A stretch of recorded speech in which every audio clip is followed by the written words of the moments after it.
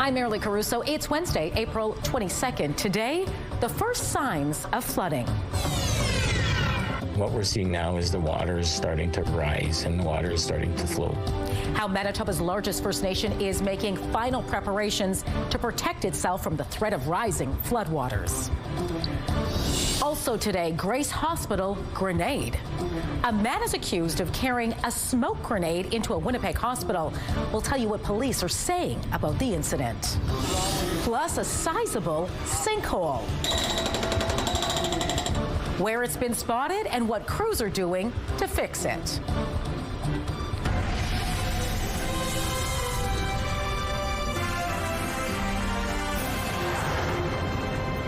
Good afternoon. Thanks for joining us. The first signs of flood are visible tonight on Peguis First Nation. Water along the Fisher River spilled its banks over the noon hour today, washing out the first road. A marker the community has been waiting for, as it's typically what happens before the full force of the flood is felt.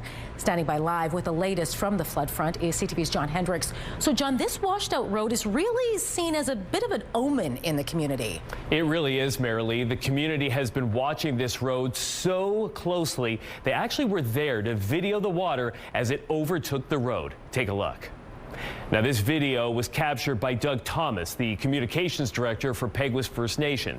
He broadcast it live on the community's Facebook page as it happened, and it's been the topic of conversation among residents ever since. Now, this road runs next to the Fisher River and is seen as the first warning sign of a flood. Thomas tells us the weather has been very warm in Peguis as of late. In fact, today temperatures were expected to hit 19 degrees. The same is forecast for tomorrow. And making matters worse, rain is also expected to fall. Now, as you can imagine, those conditions have residents on edge tonight. It doesn't come all at once. It comes over a few days. And what we're seeing now is the water is starting to rise and the water is starting to flow from the south. And if you drive down south, you could see the water is quite high. There's a lot of roads south of us that get washed out before our road gets washed out. So we're seeing that happen now. So we're seeing it, it's going to rise over the next 2 days for sure, like today and tomorrow. It's the rain and warm overnight temperatures that are of most concern right now because of how fast the Fisher River rises. It all really hinges on those conditions. So for now, it's a wait and watch game plan, Marilee. And while that may sound stressful, there is a sense of comfort among the community in the face of this impending disaster. We heard it from Chief Stan Bird earlier this week, and Doug Thomas said it to us once again today when we spoke with him. Peguis has never before been this prepared to face a flood. And that's saying something, as there have been 5 major floods there since 2000. More than 500,000 regular sandbags and 11,000 super sandbags have been provided to the First Nation, many of which are in place right now protecting homes. Dikes have been built and tiger dams are also in place, all in hopes of holding the water back. Now, that work has been ongoing nonstop for the past couple of weeks and will continue until and if floodwaters force people out.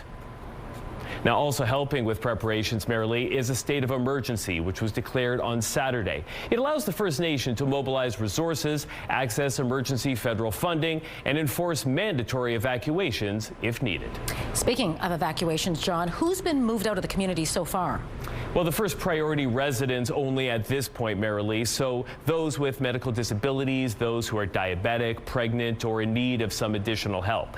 32 people have been identified by the First Nation as priority 1, and at last check, 9 people have been evacuated so far. The Red Cross is helping find places for the evacuees to stay. 4 Red Cross members are on the ground there tonight, assisting with flood preparations and evacuations. Everyone staying put in Peguis right now has been told to make sure that their cars are fueled up and that they have a bag packed with clothing, ID, and medications so that they are ready to leave at a moment's notice. Many residents, though, are hoping to stay behind and protect their homes as long as they can, at least as long as there is a real fear in Peguis, though, that if they leave, they may not have a home to come back to, which is exactly what happened to 200 people from the community who were evacuated in 2011 because of of a flood. 15 years later, Marilee, they are still without a home to return to. And the result, I'm told, many of these families are now broken apart, something that no one in Peguis wants to see repeated this time around. So for now, the community continues to prepare for the worst and hope for the best. All right. Thanks for this update, John. Police are trying to figure out how a man got a hold of a smoke grenade he's accused of carrying into a Winnipeg hospital. The incident happened around 5:30 Monday morning when security at Grace Hospital stopped an intoxicated man who entered the facility. During the interaction, the guards discovered the device and called police. Investigators say it was a smokescreen training grenade, which the bomb unit found was non-explosive but still active. The question now is, where did it come from? Police are still trying to get to the bottom of that. In the meantime, a 45-year-old man is facing a handful of charges, including possession of a restricted or prohibited weapon. First Nations leadership is responding to what it calls gaps in the province's northern infrastructure and wildfire evacuation response. The experiences of 2025 must be a turning point. We must build an emergency response system that protects our people, ensures timely recovery, and respects our sovereignty.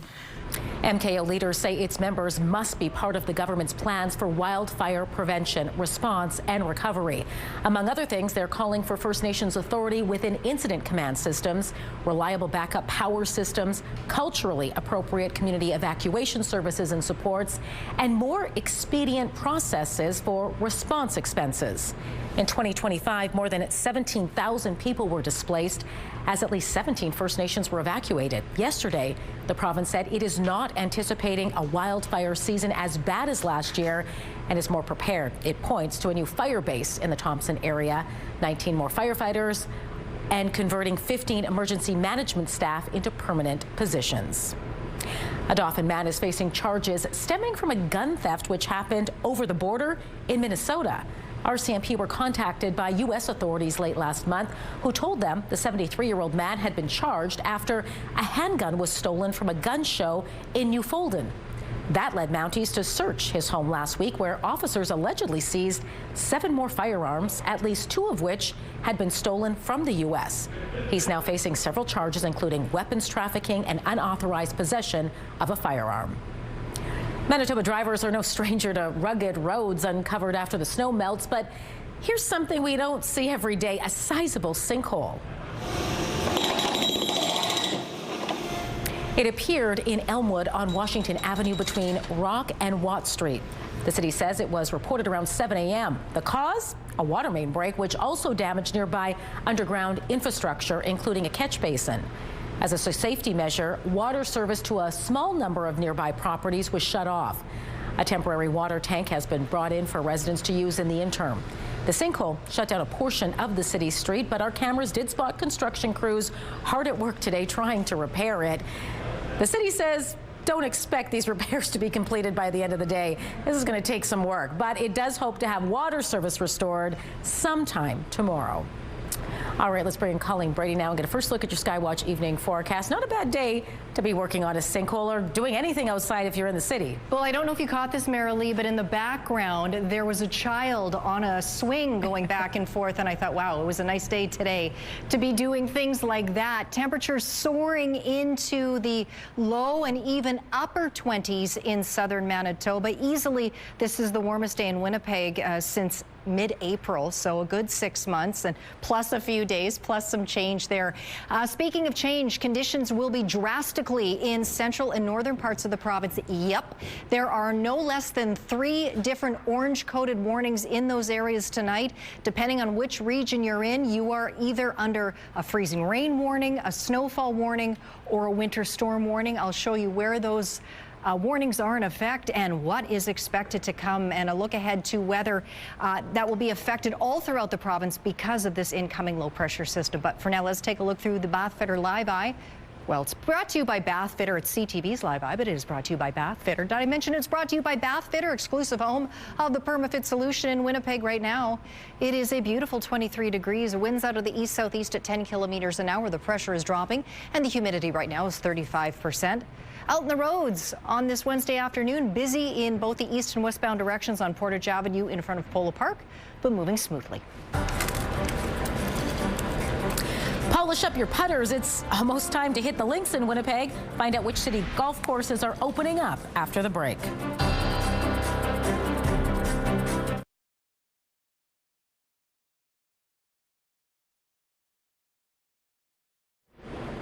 More flights are being canceled because of the high cost of fuel. BNN Bloomberg's Marilla Fernandez explains. This time it's Air Transat scaling back, cutting hundreds of flights from its schedule. From May to October, flights will be reduced by 6%. That means fewer flights to Europe and the Caribbean, including Cuba. The company CEO says there is an exceptional environment affecting the entire sector. Both Air Canada and WestJet have already done the same. Here are the closing numbers for the day. The Canadian dollar barely changed at 73.14. West Texas Intermediate up over $3 to 92.56. Western Canadian Select up over $2 to 70.78. And the TSX gained 146 points today. Those are your business headlines. I'm Marilla Fernandez. Get ready to tee off. City of Winnipeg golf courses don't officially open until April 25th, but tee time reservations are up and running today. You can book in at the Canoe Club, Crescent Drive, Kildonan Park, and Windsor Park golf courses online by phoning the Pro Shop or calling 311. The city is also offering special rates on green fees at all of the courses mentioned, minus Crescent Drive. The rate is available through Saturday, May 9th. The U.S. Federal Aviation Administration is investigating a near miss involving an Air Canada plane and American Airlines plane landing at JFK Airport in New York. Jazz 554, climb maintain 3000. Climb maintain 3000, Jazz 554. The traffic off your left is overshooting the parallel. TCAS all right? Yeah, that guy overshot the final, Jazz 554. Do you still want to, you know what, fly runway heading maintain 3000. Yeah, runway heading, climbing 3000, Jazz 554. In an audio recording, an air traffic controller tells an Air Canada Jazz flight to climb and maintain its altitude as another plane overshoots a runway. Officials say an American Airlines plane deviated from its course Monday, putting it directly in the path of the Air Canada flight, which was cleared to land. The two planes came within about 800 meters of each other. The FAA says alarms on both planes went off to warn flight crews about a possible collision. Lawmakers in the United Kingdom have passed new legislation banning anyone 17 or younger from purchasing cigarettes. It's a landmark bill, my lords. It will create a smoke-free generation. It is, in fact, the biggest public health intervention in a generation, and I can assure all noble lords it will save lives. The tobacco and vaping bill will prevent anyone born after January 1st, 2009 from buying cigarettes. Once it receives royal assent, the legislation will also give the British government powers to ban smoking in outdoor spaces like playgrounds or outside schools or hospitals. The new law is part of a series of measures aimed at combating the health impacts of smoking, which is one of the leading causes of preventable death in the UK.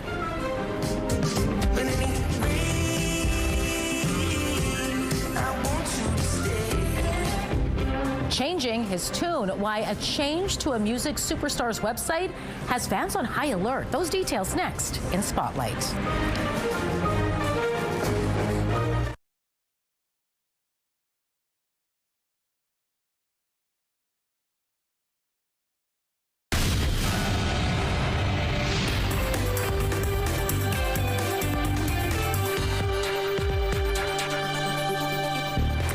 Brady is back now for Spotlight, and if you need some time to unwind, The Leaf has you covered with a Zen evening experience. It sure does. It sounds lovely. Called The Leaf Unplugged. It's an adults-only event that's intended to help guests reconnect with nature and discover the healing properties of plants. Visitors are encouraged to disconnect from their phones, relax, read a book, or meditate within the building's renowned biomes. The evening also features a gentle yoga experience, and guests should bring their own mats and desired props.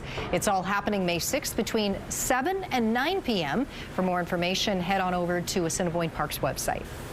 A recent change to Justin Bieber's website has Beliebers on high alert today. No kidding. Over the weekend, the tour section of his site was refreshed. Yeah, girl, so long, I think you should.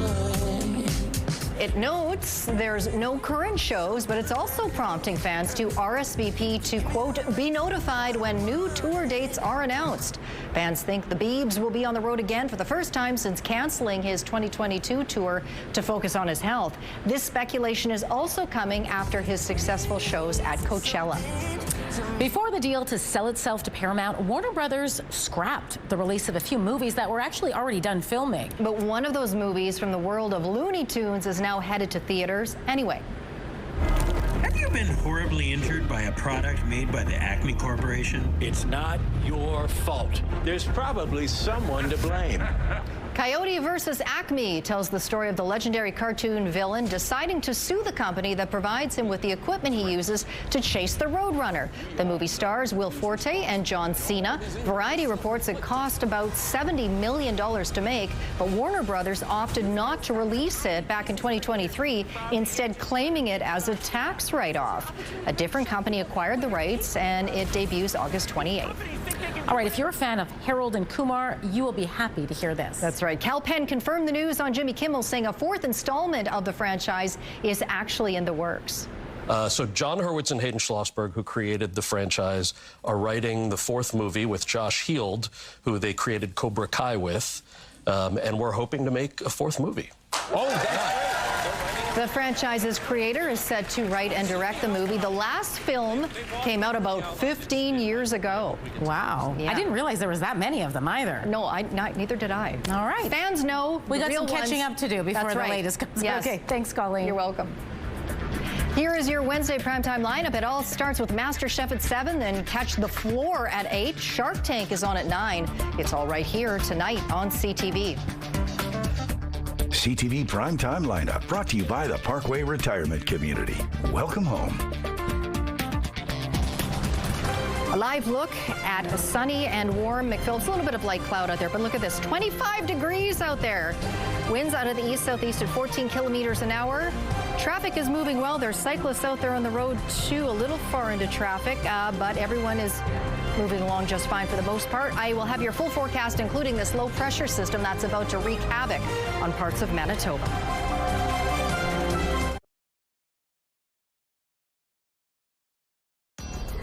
Women's clothing provided by RW & Company. Salon services provided by S&Teak Spa Salon.